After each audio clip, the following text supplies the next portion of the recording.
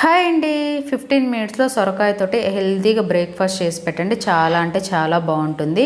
ఎవరైనా నా video first time కానీ చూస్తున్నట్లయితే please like, share and subscribe to my channel.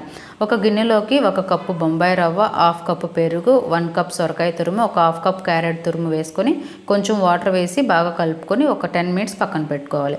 10 minutes తర్వాత ఆనియన్స్, పచ్చిమిర్చి, కరివేపాకు, జీలకర్ర, సాల్ట్ వేసుకొని కొంచెం వాటర్ వేసుకొని కలుపుకోవాలి. ఇప్పుడు గ్యాస్ మీద ఒక ప్యాన్ పెట్టుకొని 1 స్పూన్ ఆయిల్ వేసుకొని ఈ పిండి వేసుకోవాలండి. ఊతప్పంలాగా వేసుకొని పైన మూత పెట్టి ఒక 2 మినిట్స్ మీడియం ఫ్లేమ్లో ఫ్రై చేసుకోవాలి. ఒక పక్క కాలిన తర్వాత ఇంకో పక్కకు తిప్పుకొని ఒక 1 స్పూన్ ఆయిల్ వేసుకొని మళ్ళీ మూత పెట్టి 2 మినిట్స్ ఫ్రై చేసుకోవాలి. అంతే అండి, సొరకాయ అటు రెడీ అయిపోయింది.